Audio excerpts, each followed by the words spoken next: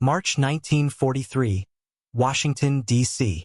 The room is silent except for the steady hum of an electric fan and the rhythmic clatter of a teletype machine.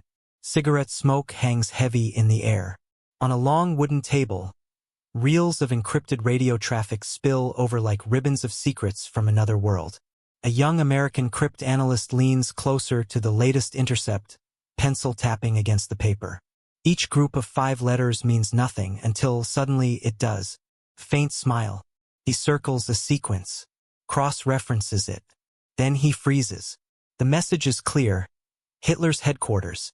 Transmitting direct orders to Army Group Center. Within minutes, the information is racing through secure channels to London.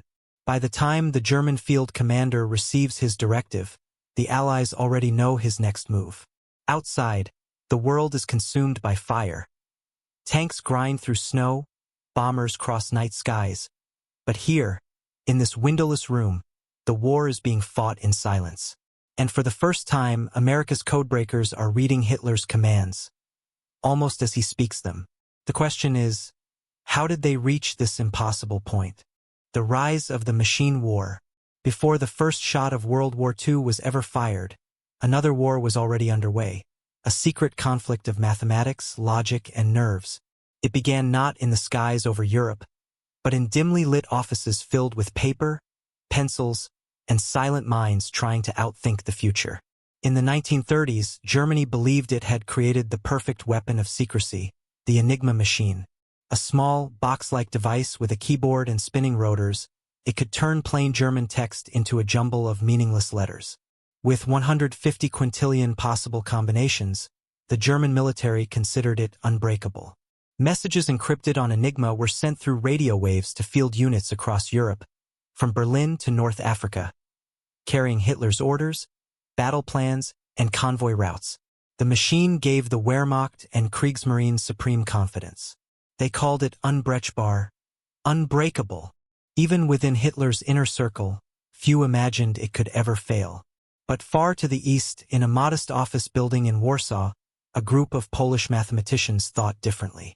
Led by Marian Rejewski, Jerzy Rosicki, and Henryk Zygalski, they began studying intercepted German signals as early as 1932. They approached Enigma not as soldiers or engineers, but as mathematicians. Their weapon was algebra. By 1938, the Poles had built replica Enigma machines and created methods to deduce its daily keys. It was an astonishing achievement, years before the world even knew war was coming. Yet, as Nazi power grew, Poland's cryptologic bureau stood alone, isolated, and vulnerable. When Germany invaded Poland in September 1939, Warsaw fell, but the Poles' work did not. Just weeks before the invasion, the Polish Cipher Bureau made a fateful decision. They smuggled their findings, blueprints, replica machines, and decoding methods, to their allies in France and Britain. That moment would become one of the most consequential acts of intellectual resistance in the entire war. In France, Polish and French cryptanalysts continued their work in secret under the project known as PC Bruno, located outside Paris. For months, they decoded fragments of Enigma messages, buying time for the Western Allies. But when France collapsed in 1940, the team was forced to scatter once again. Their knowledge, however, survived. It would soon reach the shores of Britain, and there it would ignite something far greater. By the end of 1940, Britain stood alone against the German war machine. The Luftwaffe was bombing London nightly. The Royal Navy was bleeding in the Atlantic. Victory seemed impossible. But in the countryside north of London, behind the fences of an unassuming Victorian mansion called Bletchley Park, a new kind of army was assembling, an army of thinkers. They came quietly. Professors, linguists, mathematicians, chess champions, crossword solvers. Among them was a young, soft-spoken mathematician from Cambridge, Alan Turing. His task was simple to state and almost impossible to achieve: break Enigma faster than the Germans could change its keys. What the Poles had started, the British would now expand into an industrial-scale operation of secrecy, logic, and machinery. Turing's invention, the bomb, a mechanical device designed to eliminate impossible Enigma settings, turned what had once taken months into hours. The British began reading parts of German communications. Not all, not perfectly, but enough. They called the product Ultra. Each decrypted message was marked Top Secret Ultra, and even Churchill himself said, "It was thanks to Ultra that we won the war." Yet this early success came at a price. Messages arrived late, incomplete, and had to be interpreted with extreme caution. Enigma's complexity grew as the Germans upgraded their machines, adding extra rotors, tightening discipline, and rotating ciphers daily. By 1941, Britain was straining to keep up. The war had spread to the Mediterranean, to North Africa, and soon across the Atlantic. The enemy's communication web expanded faster than Bletchley's machines could process it. Then came December 7, 1941, Pearl Harbor. And with it, America entered the war. From that moment onward, the silent struggle of codebreaking was no longer British alone. It became Allied. A vast new intelligence partnership would form, linking Bletchley Park with Washington, D.C., and the U.S. Navy's newly formed OP-20G codebreaking unit. And soon, this alliance would evolve into something even the Germans could never imagine: the ability to listen in on Hitler's orders in real time. From Bletchley to Washington, building the Allied codebreaking network. By early 1942, the scale of the intelligence war was staggering. Encrypted German communications were flooding into Britain from every front: the U-boat-infested Atlantic, the deserts of North Africa, and the occupied territories of Europe. Each message carried vital information: troop movements, supply lines, naval convoys, that could turn the tide if interpreted correctly. Bletchley Park was bursting at the seams. Young men and women, many barely out of university, worked around the clock. Some operated the bombs, mechanically simulating countless Enigma rotor settings.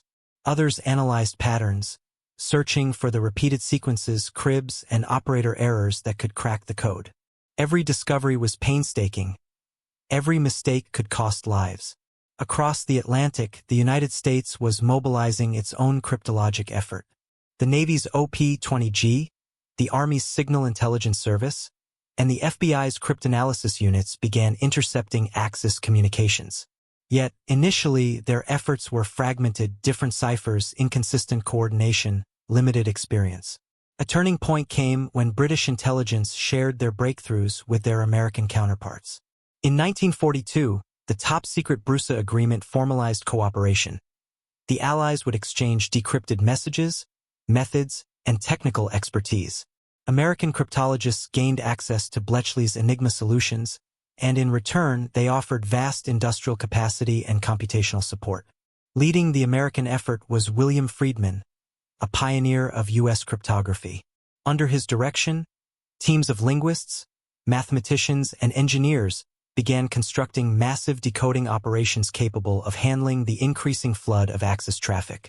For the first time, the Allies were approaching the threshold of reading German messages almost as fast as they were sent. Meanwhile, the Germans remained confident in Enigma's infallibility.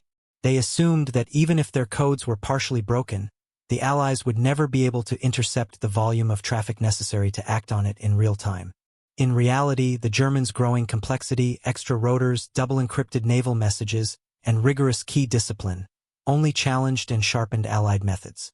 By late 1942, the first operational collaborations between Bletchley and American codebreakers began to show results. U-boat positions in the North Atlantic could be predicted with unprecedented accuracy.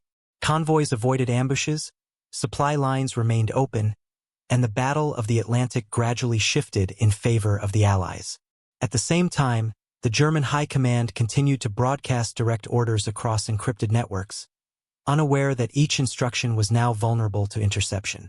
Hitler's meticulous planning, whether for offensive operations in Russia, fortifications along the French coast, or naval deployments in the Atlantic, was being quietly read by men and women sitting far from the front lines.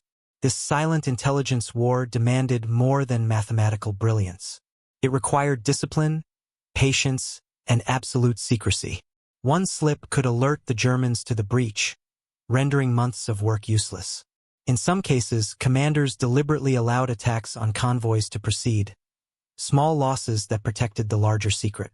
Lives were weighed against information, and the operators understood the moral burden of their knowledge.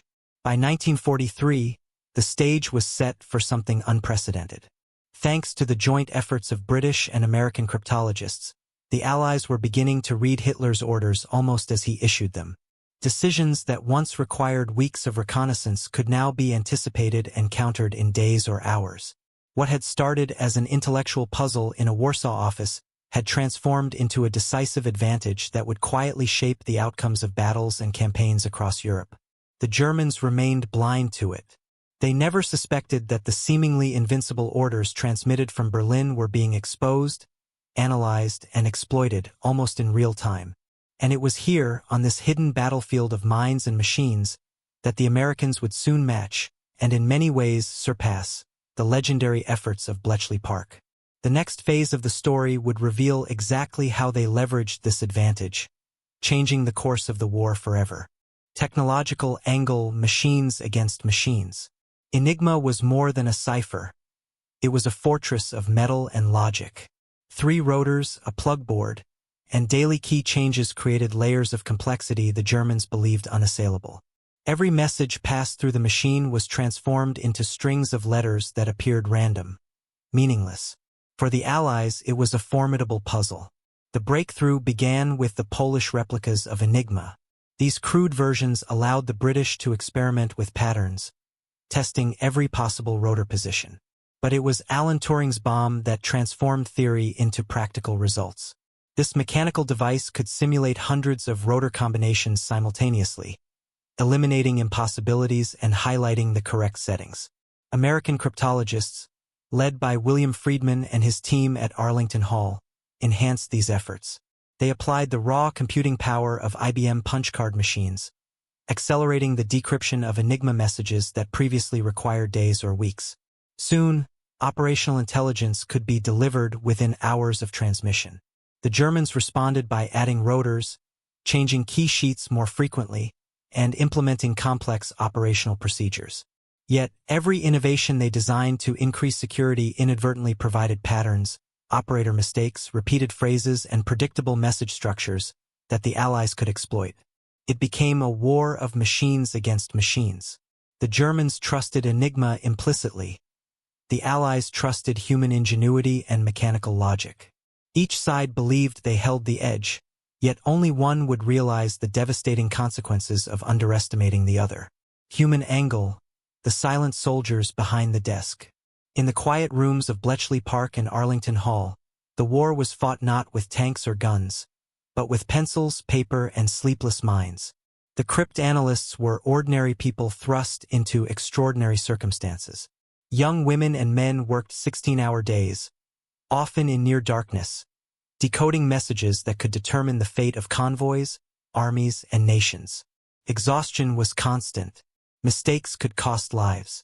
Yet, every correct solution carried the weight of invisible victories. The human cost was more than physical. Operators lived with secrecy. Friends, spouses, and even other military personnel could not know the nature of their work. They bore the war alone, silently shaping events from the shadows. One historian described them as the most dangerous and indispensable soldiers the Allies had never seen. Their courage was not measured by courage under fire, but by intellectual persistence, moral patience, and unyielding discipline. Every intercepted message they cracked became a weapon, invisible yet lethal. Leadership angle: minds that saw the unseen. The brilliance of individual cryptologists was amplified by visionary leadership. Alan Turing combined mathematical genius with unflinching determination. He understood the machine not just as a tool but as a partner in thought. His work created the bomb, but also a methodology for attacking encrypted networks at scale. In the United States, William Friedman and Frank Rowlett organized the chaos of raw intelligence into operational structures. They coordinated linguists, mathematicians, and engineers, creating systems where the flow of information became predictable and manageable. Leadership was not about command on a battlefield. It was about orchestrating minds and machines toward a single critical goal. Allies leaders also had to balance secrecy with action. Churchill, Roosevelt, and the heads of naval operations relied on intelligence, but often had to make decisions without revealing that they possessed the full picture. In effect, leadership extended from the front lines to secret rooms, binding military strategy to silent, cerebral warfare. By combining technological innovation, human endurance, and strategic leadership, the Allies began to create an unprecedented advantage. German officers, secure in their confidence in Enigma, had no idea that the war they thought they controlled was already being influenced in real time from distant, quiet offices. This edge was fragile. Every intercepted message, every decoded order, depended on the meticulous interplay of mind, machine, and leadership. One error could compromise months of effort, yet success meant the ability to anticipate Hitler's moves before they reached the front lines. And this was only the beginning. As operations intensified, the Allies would not only read the messages, they would act on them, transforming intelligence into decisive tactical power. Tactical angle, changing the battle before it began. The value of reading Hitler's orders in real time was not abstract. It had immediate, concrete effects on the battlefield. Convoys crossing the treacherous North Atlantic were constantly shadowed by German U-boats. Without intelligence, these convoys were sitting targets, their cargoes of fuel, ammunition, and food destined for the bottom of the ocean. But decrypted Enigma messages allowed Allied commanders to anticipate U-boat positions and reroute convoys before an attack. Allied naval patrols could be positioned precisely, and air reconnaissance coordinated to sweep predicted ambush points. Each message, decoded hours or even minutes after transmission, became a tactical advantage, saving lives and material. In North Africa, intelligence gleaned from Enigma informed troop deployments, revealing German tank movements, supply shortages, and defensive preparations. Commanders could strike weak points, avoid strongholds, and coordinate attacks with near-perfect timing. Battles were no longer fought blindly. The Allies were fighting with foresight, effectively shaping the battlefield before their opponents had even executed orders.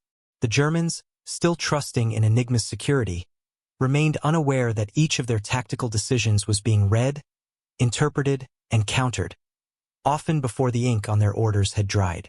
Psychological angle, overconfidence meets invisible eyes. German officers' confidence in Enigma created a dangerous illusion. They assumed the Allies were operating at a disadvantage, unaware that their codes were compromised. Hitler himself trusted the machine implicitly, believing that direct orders could move freely from headquarters to the front without interception. This overconfidence had profound consequences. Field commanders acted with rigid certainty, unaware that their plans were already known to the enemy. German soldiers were sometimes sent into ambushes they could have avoided if their own commands were intercepted and countered in real time. Morale, often fragile under the stress of combat, suffered in ways they could not trace. For the Allied cryptanalysts, the psychological burden was different but no less significant. They carried the knowledge of German intentions, orders to attack convoys, reinforce defensive positions, or commit atrocities, but they could not act directly, nor could they reveal their capabilities. The silent observation demanded discipline, resilience, and the acceptance of moral compromise. Moral angle. Silent choices, lives in the balance. Every intercepted order presented an agonizing ethical choice.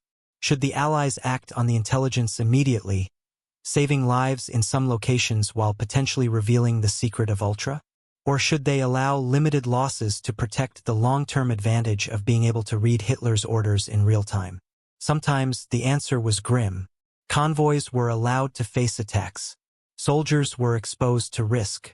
Commanders knew that intervening too aggressively might alert the Germans that Enigma had been compromised. Each decision weighed immediate human cost against strategic necessity, a calculus that blurred the line between war and moral responsibility. The codebreakers themselves were acutely aware of the stakes. They worked in silence, knowing that the lives of thousands depended on their discretion. Their heroism was invisible. Their victories were measured in avoided catastrophes rather than dramatic triumphs.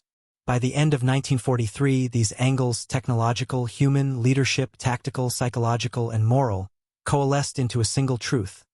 The Allies were not just fighting the Germans on conventional battlefields. They were fighting a war of information, where the ability to anticipate enemy moves could determine victory or defeat. The Germans remained oblivious, confident in the invulnerability of their communications. They had no idea that, in quiet rooms filled with machines and minds, Americans were reading Hitler's orders almost as they were issued, a hidden advantage that would soon become decisive. And it was this hidden edge, built on ingenuity, discipline, and courage, that would carry the story to its turning point. The moment when Allied codebreakers' work began to directly shape the outcome of the war. The moment intelligence became a weapon. By early 1943, the Allies had reached a threshold few imagined possible. Ultra-intelligence, decrypted German communications was no longer a trickle. It was a steady, reliable stream. America's codebreakers at Arlington Hall were reading messages that came directly from Hitler's inner circle, often within hours of transmission. One pivotal arena was the Battle of the Atlantic. German U-boats, deployed in wolf packs, had been devastating Allied shipping. Convoys were being sunk at alarming rates. Each loss threatened not only material supplies but the very lifeline of Britain itself. Ultra changed everything. By analyzing Enigma intercepts, Allied naval commanders could pinpoint the positions and intentions of U-boat groups. Convoys were rerouted, escort patterns adjusted, and air cover coordinated precisely to intercept submarines. Within weeks, sinkings began to decline, and German commanders were baffled. Their meticulously encrypted orders were being countered systematically, almost as soon as they were issued. In March 1943, a series of decrypted orders revealed the movements of U-boat group Schill in the North Atlantic. Analysts at Arlington Hall decoded the messages late at night, mapping wolf-pack positions and projecting likely attack paths. Within hours, Allied convoys were diverted. Patrol aircraft struck at predicted points, sinking several U-boats. Hitler's command had issued the plans, but the Allies were already acting. Simultaneously, ultra-intelligence began to influence land campaigns. In North Africa, decrypted orders detailing troop rotations, supply schedules, and German defensive positions enabled Allied commanders, including General Eisenhower and General Patton, to strike with unprecedented precision. Battles that might have been costly stalemates were transformed into coordinated offensives that anticipated enemy moves.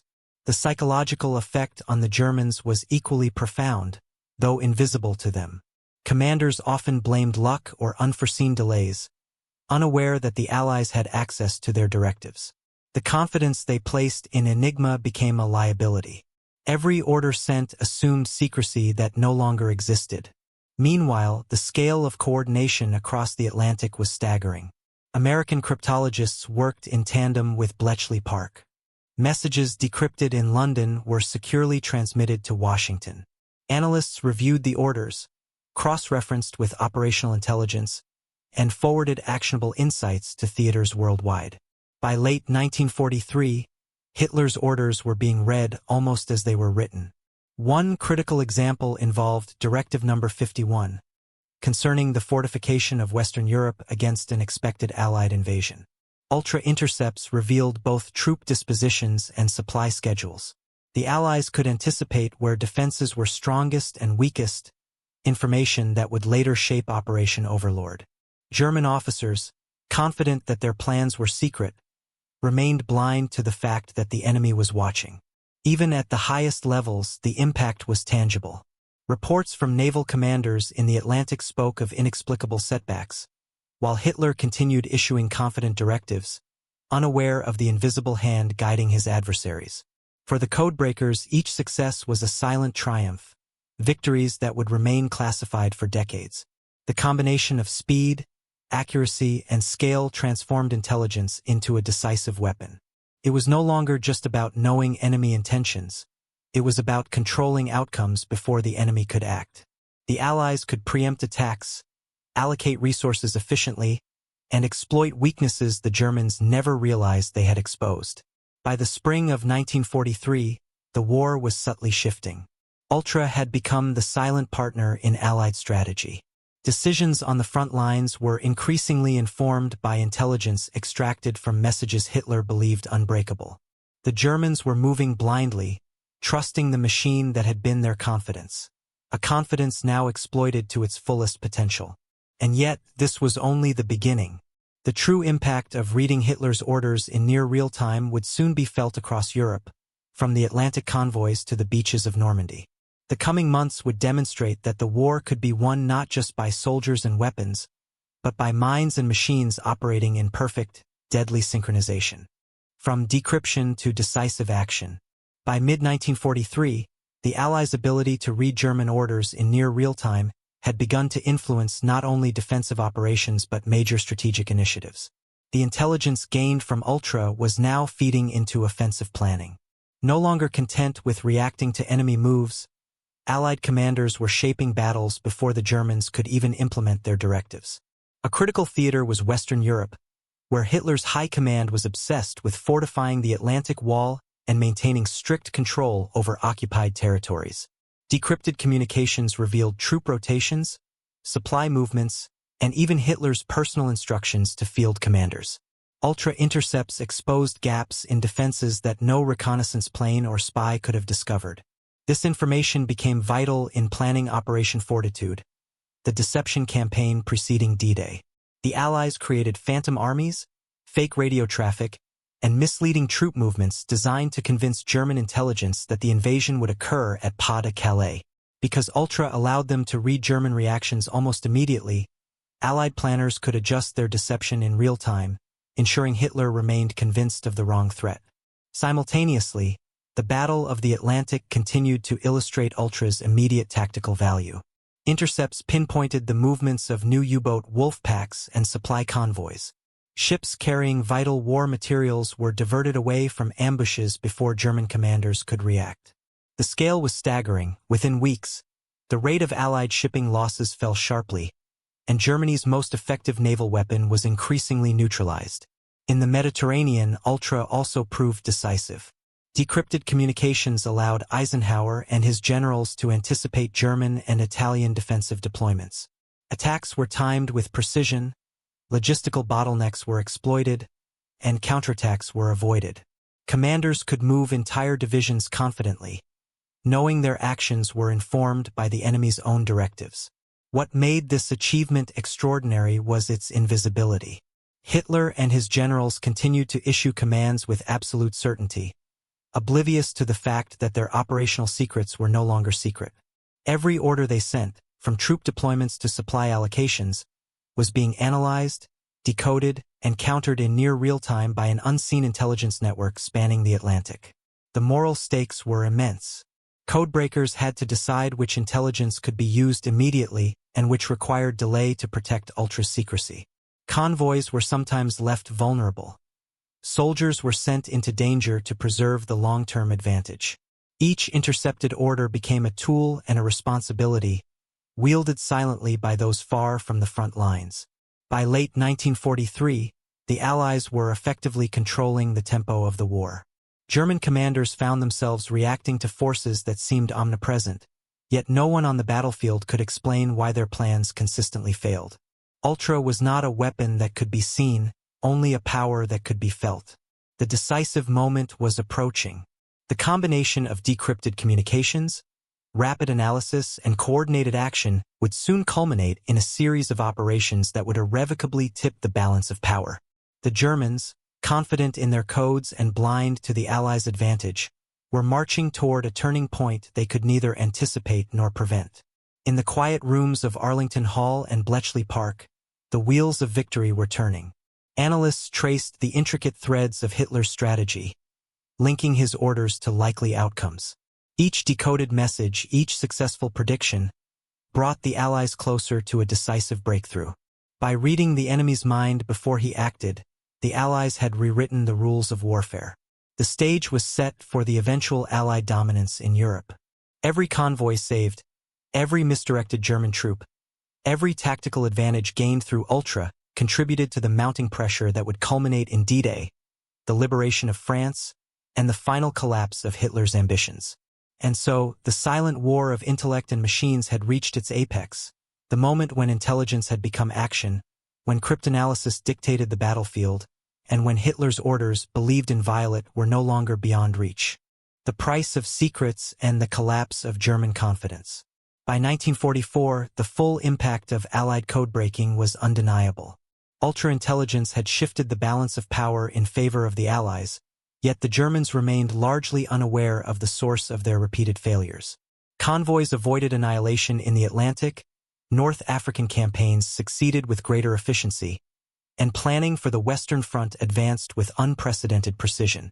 German officers, operating under the illusion of secure communications, increasingly blamed misfortune, poor weather, or individual incompetence for their repeated setbacks. Hitler's confidence in his directives, sent through the supposedly unbreakable Enigma, remained unshaken. But the reality was stark.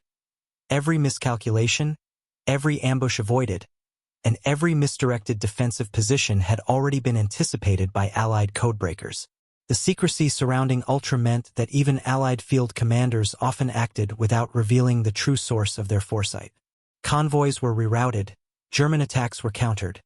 Entire operations were adjusted based on intelligence that no one outside Arlington Hall or Bletchley Park could see. The silent work of analysts ensured that lives were saved, battles were won, and entire campaigns were altered, all without a single shot fired in the intelligence rooms themselves. In the Atlantic, German U-boat losses began to rise dramatically. By mid-1943, more than 180 submarines had been sunk, many directly due to intelligence gleaned from intercepted Enigma traffic. Naval officers grew increasingly frustrated, unsure how the Allies were predicting their movements. The very weapon that had been their pride and confidence, the Enigma machine, had become a liability they could not perceive. Similarly, in Western Europe, ultra-intelligence informed the timing and scale of Allied preparations for the eventual invasion of France. Detailed knowledge of German troop dispositions, fortifications, and supply lines allowed planners to optimize deception campaigns and invasion strategies. Yet these achievements remained invisible, hidden behind the veil of secrecy and operational security. Even after the war, the human cost of this secrecy became apparent. Analysts at Arlington Hall and Bletchley Park had witnessed loss and destruction without the ability to intervene directly in every case. Ships were sunk, convoys attacked, and soldiers perished, all while the codebreakers silently adjusted their methods to preserve Ultra's continued effectiveness. The ethical burden of knowledge weighed heavily on these unseen operatives. The aftermath of this intelligence triumph extended beyond immediate tactical and strategic success. German officers never realized that their orders, meticulously crafted and encrypted, had been read almost in real time. Hitler's directives, the embodiment of his command authority, had been systematically undermined, reshaping the war without their awareness. This invisible victory was one of the most consequential aspects of World War II. The Allies had learned not only to fight on conventional battlefields but also to fight with information as a weapon, turning secrecy into decisive operational power. As the German military faltered, the Allies' quiet control over the flow of intelligence foreshadowed the final stages of the war: the liberation of France, the collapse of German forces on multiple fronts, and the eventual defeat of Hitler's armies. The consequences of codebreaking would be felt across Europe, a silent but relentless force driving the ultimate outcome of the conflict. Legacy, revelation, and the birth of modern intelligence.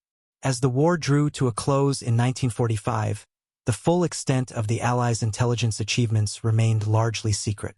Ultra, the program that had allowed codebreakers to read Hitler's orders in near real time, was classified at the highest levels. For decades, the world would remain unaware of the silent war that had been waged behind office walls, machine hums, and teletype clatters. German officers, even after surrender, were shocked to learn the truth.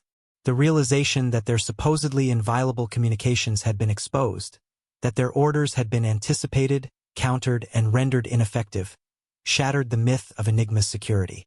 Many admitted that Ultra had been a decisive factor in the Allied victories they had never anticipated. Hitler himself had unknowingly been undermined at every level, his directives read and preempted, while he continued to trust in the infallibility of his ciphers. The impact on the post-war world was profound. Ultra's success demonstrated that intelligence could be as powerful as tanks or artillery. It laid the groundwork for the modern fields of signals intelligence, electronic surveillance, and cryptography. Organizations such as the National Security Agency in the United States and GCHQ in Britain grew directly out of these wartime achievements. For the men and women who had worked in silence, the war's end brought mixed emotions. Relief at victory was tempered by the recognition of lives lost in operations whose outcomes they had helped shape without acknowledgement. Many codebreakers returned to ordinary lives, their contributions hidden behind decades of secrecy. Only much later did historians and the public begin to understand the scale and significance of their work. Ultra also transformed the ethics of intelligence. Decisions made to protect the secret of codebreaking often involved allowing attacks to proceed, calculating human cost against strategic gain. This introduced a new paradigm in wartime decision-making, the deliberate balancing of immediate casualties against long-term operational advantage. Future intelligence work, from the Cold War to the digital age, would continue to grapple with these moral dilemmas. By 1945, the Germans' overconfidence in their machines had been thoroughly exposed, and the Allies' ability to anticipate and shape operations had proven decisive. The war had been shortened, thousands of lives spared, and the trajectory of global conflict altered. All because Hitler's orders, transmitted with absolute certainty, had been read almost as they were issued. The aftermath of Ultra was not merely military. It was intellectual, ethical, and technological. It demonstrated the power of collaboration between nations, the impact of human ingenuity combined with machines, and the capacity of quiet, invisible effort to change the course of history. And as the Allies moved forward into a world reshaped by their victory, the legacy of those codebreakers, hidden, tireless, and uncelebrated, would resonate far beyond the battlefield, informing the intelligence wars of the future. The war is often measured in battles, bombings, and bloodshed, yet some of the most decisive victories were never witnessed on a battlefield. Ultra-intelligence, the ability to read Hitler's orders almost as they were issued, was a silent, invisible force that reshaped the course of history. In dimly lit rooms across Britain and America, ordinary men and women performed extraordinary feats. They worked tirelessly, driven not by glory, but by the knowledge that each message decoded, each rotor position solved, might save thousands of lives or turn the tide of a campaign. Their triumphs were hidden, their heroism unrecorded in official battle reports, yet their impact was monumental.